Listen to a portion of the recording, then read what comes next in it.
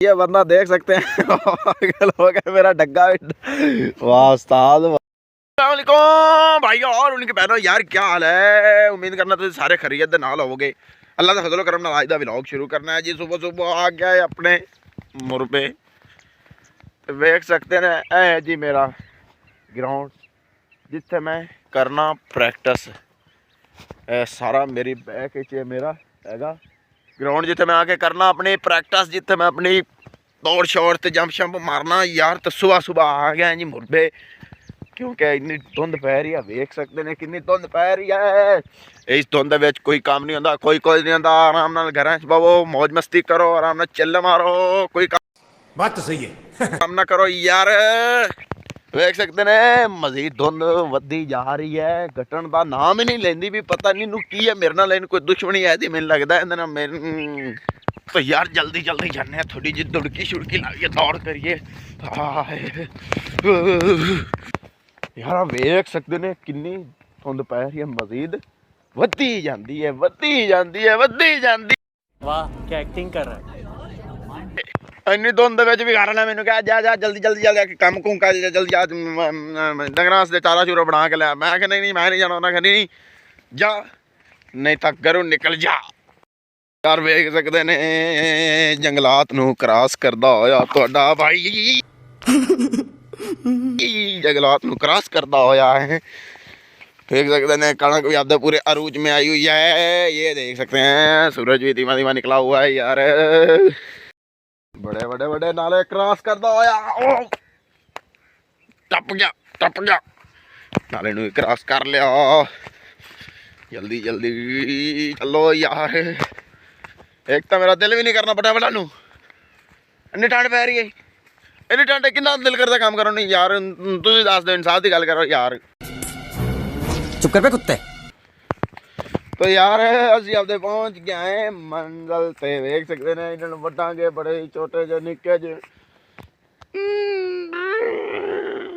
मारो हमको जिंदा मत छोड़ो साला। इन्ने छोटे तो यार नहीं वडीना मेरे को, बड़ी ठंड लग रही है।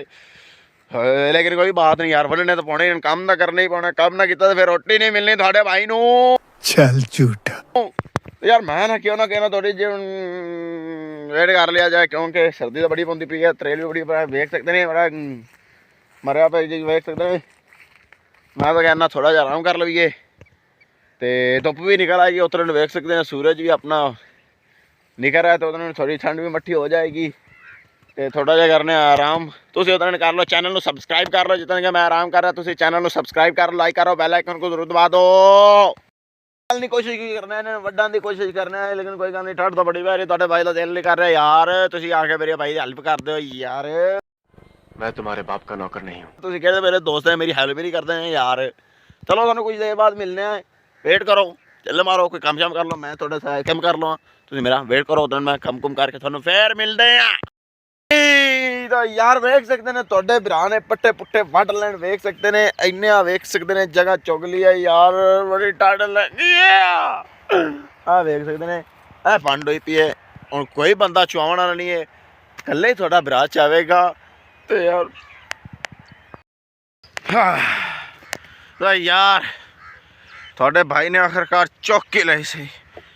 इन्नी वजनी एक बंदे ने चाहिए, एक बंदे ने। हाय हाय हाय ओए इन्नी पूरे मौके ते टट्टी आउंदी हैगी। निकल। तो यार इन्होंने खोलांगे, खोल के खाली करांगे, खाली करके चुकनी है उतों तोड़ी, तो फिर थानू मिलने आगे।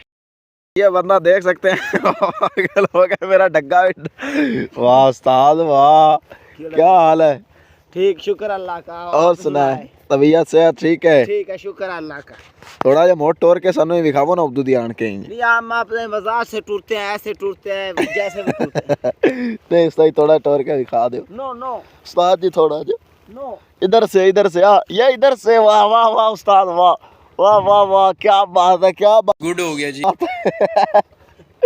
क्या बात है उस्ताद जी। इंज नहीं तो यार तूड़ी शुड़ी रख ली है, चुक ली है, रेडी तो रख के हूँ चलेंगे घर। तो यहाँ पर करते हैं वीडियो का एंड। इंशाल्लाह नेक्स्ट वीडियो में ज़रूर मिलेंगे। वीडियो अच्छे लगे तो चैनल को सब्सक्राइब, लाइक और बेल आइकन को ज़रूर दबा देना ताकि मेरी हर आने वाली वीडियो आप दोस्तों तक ज़रूर पहुँच सके। तब तक के लिए खुदा हाफिज़।